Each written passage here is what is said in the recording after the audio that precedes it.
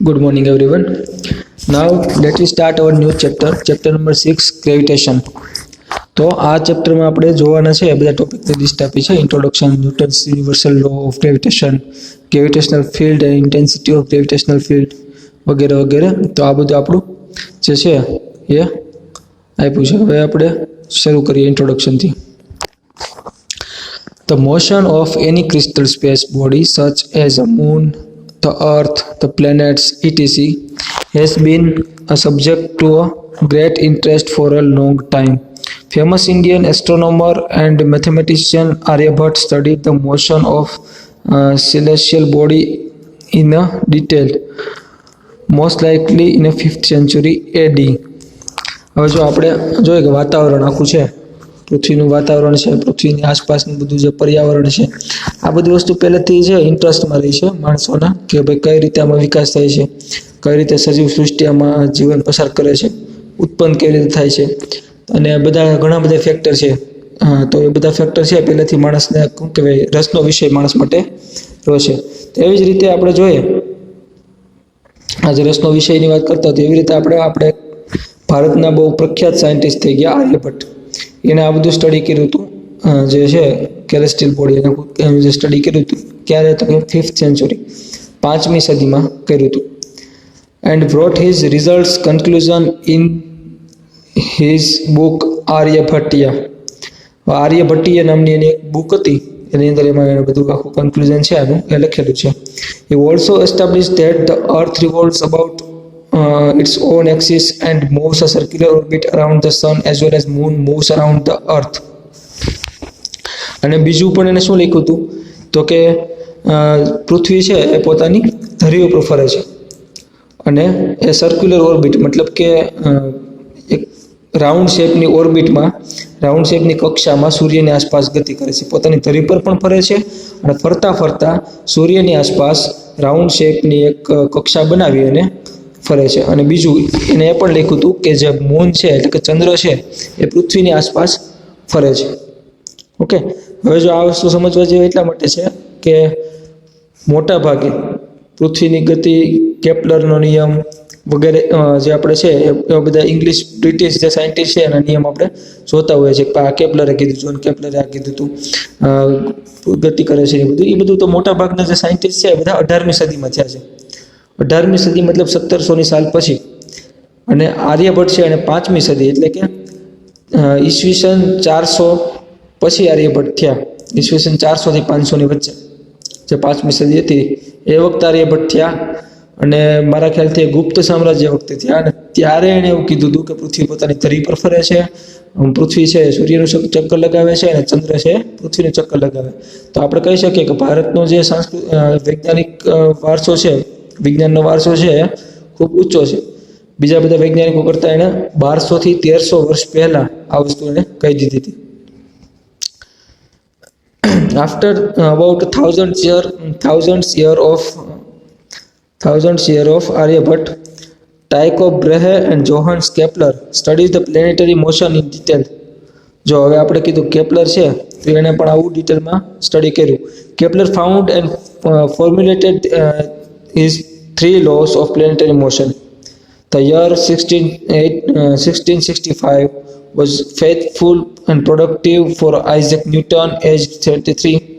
He was forced to take rest at his home after the college at Cambridge was closed due to plague. અને બીજું હવે જે વસ્તુ આપણે કીધી હતી એ 1665 આસપાસ આપણને ફરીવાર જે બ્રિટિશ અથવા તો આપણે જોઈએ કે યુરોપિયન કન્ટ્રી છે તો એ બધા સાયન્ટિસ્ટ જ્યારે મોટા ભાગની સાયન્ટિસ્ટ છે 16મી સદી પછીથી શોધ કરવાની શરૂ થઈ.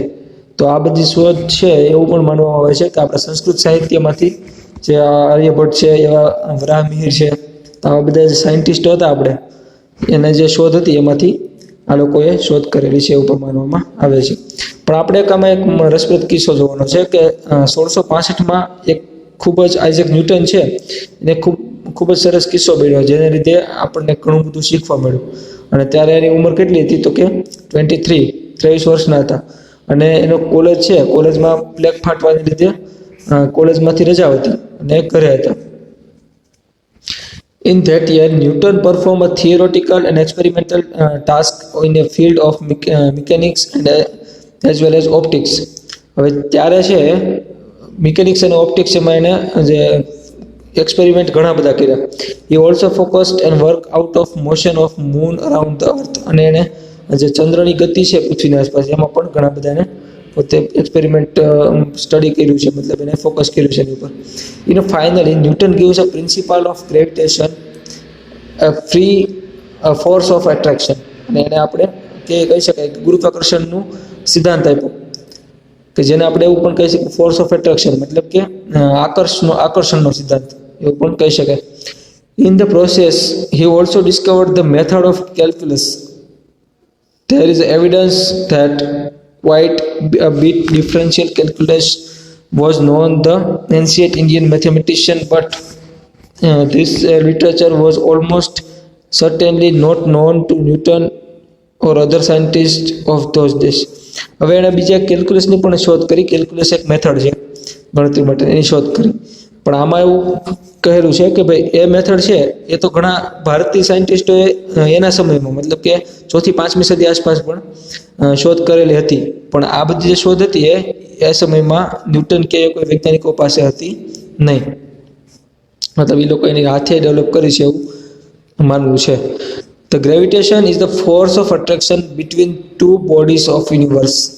હવે ગ્રેવિટેશન શું છે તો કે ફોર્સ ઓફ એટ્રેક્શન, મતલબ આકર્ષણનું બળ છે, આકર્ષણ પેદા કરતું બળ છે. અને કોની વચ્ચે હોય તો કે બે અલગ અલગ બોડી વચ્ચે, યુનિવર્સ એટલે કે આખા બ્રહ્માંડના કોઈ પણ બે પદાર્થ વચ્ચે આકર્ષણ લાગે જ છે. અને લાગે છે આકર્ષણ, એને આપણે ગ્રેવિટેશનલ ફોર્સ કહીએ છીએ. પછી એ બોડીના સાઇઝ ઉપર ને એની ડિસ્ટન્સ ઉપર જે છે એ ડિપેન્ડેડ હોય, એટલે ઓછું વધુ હોઈ શકે. પણ બધા બ્રહ્માંડના કોઈ પણ બે પદાર્થ વિશે ગુરુત્વાકર્ષણ બળ લાગતું હોય છે, પણ ઘણી વખત એ બહુ નાનું હોવાને લીધે એની અસર જોઈ શકાતી નથી. This is the weakest force, but it is the most important force because it plays an important role in initiating a birth or stars and controlling the entire structure and existence of universe. Gravity is the force of attraction between two or more celestial bodies. હવે જો આ જે છે એ વીકેસ્ટ force છે. 4 અલગ અલગ પ્રકારના force આપણે જોવાના થાય કે એ 4 ફોર્સ જ્યારે આવશે આપણે ત્યારે 4 ફોર્સ જોશું. એમાં સૌથી જે નબળું બળ છે તો એ કયું છે તો ગુરુત્વાકર્ષણ બળ. અને જે એ બળ છે તો એ કેટલું કામનું છે તો કે સ્ટાર એટલે કે તારા જે છે, તારા બનવાની ઘટનાથી લઈ અને આખા એન્ટાયર સિસ્ટમ છે જે બ્રહ્માંડની, એ બધાને યુનિવર્સની આખી સિસ્ટમને કંટ્રોલ કરે છે. અને gravity is a force of attraction between any 2 or more celestial body, મતલબ કોઈ પણ બે અથવા બેથી વધારે પદાર્થ છે એ બધા વચ્ચે ગુરુત્વાકર્ષણ બળ રહેલું હોય છે. હવે આપણે ન્યૂટનનો યુનિવર્સલ લો ઓફ ગ્રેવિટેશન જોઈએ, કે આપણે એમ કહી શકાય કે ગુરુત્વાકર્ષણ બળનો સાર્વત્રિક સિદ્ધાંત. દુનિયાના કોઈ પણ પદાર્થ વચ્ચે જે આપણે વાત કરીએ છીએ તો એનો આપણે લો જોઈએ. Newton's derived universal law of gravitation from Kepler's law. એનો જે કેપ્લરનો નિયમ હતો એમાંથી યુનિવર્સલ જે ગ્રેવિટેશનનો છે નિયમ એમાંથી તાર્યો હતો. Assuming that the orbit of the planet having a mass m1 around the sun to be circular of radius r, hence a centripetal force F acting on a planet is given by. હવે કક્ષીય ગતિ કરતું હોય ત્યારે એની પર કોણીય જે બળ લાગે છે એ કેવું લાગે છે, એની ઉપર માસ m નો પદાર્થ છે અને r જેટલું રેડિયસ ડિસ્ટન્સ છે સૂર્યથી, અને એવી રીતે ગતિ કરે છે તેની પર ફોર્સ કેટલું લાગે તો કે F = mv²/r. mv² માં m શું છે તો કે માસ છે, r શું છે તો કે એનું સૂર્યથી અંતર છે કોણીય, અને v² તો v એની વેલોસિટીને આપણે એની સ્પીડ પણ કહી શકશું. Linear velocity v can be written in terms of angular velocity omega as follows: v = r omega. v ની જગ્યાએ આપણે r omega લખી શકાય. હવે જો r omega લખી શકાતું હોય તો v² ની જગ્યાએ આપણે r² omega² લખી શકાય. પણ r² છે એના છેદમાં પણ r છે તો એક r કેન્સલ થઈ જાય, તો શું આવશે તો કે F = m omega² અને r એટલો આવશે. તો નાવ આપણે જોઈએ તો ઓમેગા એટલે શું થાય તો કે 2π/t. ઓમેગા છે એટલે 2π/t, કે ટાઈમની સાપેક્ષે કોણીય અંતર કેટલું કાપે છે. તો ઓમેગા એટલે 2/T, તો જ્યારે ઓમેગા સ્ક્વેર છે એની જગ્યાએ આપણે લખી શકાય તો T is a periodic time of planet object અથવા satellite. F is equal to mr અને ઓમેગા સ્ક્વેર ની જગ્યાએ 2π/T નો સ્ક્વેર. હવે એને આપણે સિમ્પલ ફોર્મમાં લખીએ તો કે જે સ્ક્વેર છે તો 2π ને લાગશે એટલે 2 નો વર્ગ 4, તો 4π નો સ્ક્વેર એટલે π નો square mr/t square. According to Kepler's law t square is equal to શું થાય તો કે kr ક્યુબ. જે આ k છે એ ડિપેન્ડ્સ, હવે આપણે એમાંથી કટ થઈ ગયું છે. નેક્સ્ટ પેજ ઉપર જોઈએ. હવે આપણે જો આમાં બે અલગ અલગ પદાર્થ આપ્યા છે m1 અને m2 અને એકબીજા ઉપર ફોર્સ લગાડે છે એવું બતાવે છે. F12 મતલબ એકથી બીજા તરફ લાગતું, બીજા m2 તરફ લાગતું બળ. F21 મતલબ કે જે ફોર્સ છે, ફોર્સ કોનું તો કે m2 છે એનું m1 તરફ લાગતું force. Therefore we can write for a planet 1 as a, now planet 1 એટલે m1 માટે આપણે લખતા હોય તો 4π square m1 r upon t square is equal to આપણે જોયું કે ઓલામાં k1 m1 તો k1 m1 upon r square. જે k1 એટલે શું થાય છે તો કે 4π સ્ક્વેર upon k1. આખાની જગ્યાએ આપણે શું લખી શકાય તો કે k1 એવું લખી શકાય. And similarly planet 2 માટે તો કે F21 તો 4π square m2 r upon t square is equal to k2 m2 upon r square. Here k2 is equal to 4π square upon k2. હવે આ બે જે આપણી પાસે ઇક્વેશન આવ્યા છે તો now according to Newton's third law the action and reaction are equal and opposite direction, hence we get, અથવા તો આપણે કહી શકીએ કે there is an always equal and opposite reaction. મતલબ કે જેટલો આઘાત હશે એટલો જ પ્રત્યાઘાત પણ હશે. તો F21 જેટલો હશે એટલો જ F12 હશે. તો આપણે કહી શકીએ કે F12 is equal to F21 which invites, ready. પછી K1 M1 હશે એટલું જ K2 M2 હશે, અથવા તો બે સરખા હશે. તો K1/M2 is equal to K2/M1, તો is equal to આપણે G લઈ શકીએ. તો G નું વેલ્યુ આપણને આપી છે G is equal to 6.67 into 10⁻11 newton metre square પર kg square being universal gravitational constant. Finally we get, જો હવે G નું વેલ્યુ આપણને આપી છે કે જે આખા બ્રહ્માંડમાં કોઈ પણ જગ્યાએ સરખી રહે છે, યુનિવર્સલ ગ્રેવિટેશનલ કોન્સ્ટન્ટ છે 6.67 × 10⁻11. મતલબ કે બહુ માઇનસ, જો -11 છે ને તમે ઇમ્પ્લિમેન્ટ કરી દો તો 0.10 મીંડા પછી 667. ઓકે, તો વિચારી શકો તમે કેટલું નાનું જે છે ફોર્સ લાગે છે, કેટલું વીક ફોર્સ લાગે છે. અને આપણે F બરાબર શું લખી શકશું તો કે G m1 m2 upon r square. m1 m2 શું છે તો કે માસ, m1 છે માસ છે પહેલા પદાર્થનું, m2 છે બીજા પદાર્થનું માસ છે, અને છેદમાં r એ એની જે વચ્ચે ડિસ્ટન્સ છે એનું એ છે, અને એનો સ્ક્વેર અને સાથે સાર્વત્રિક અચળાંક G.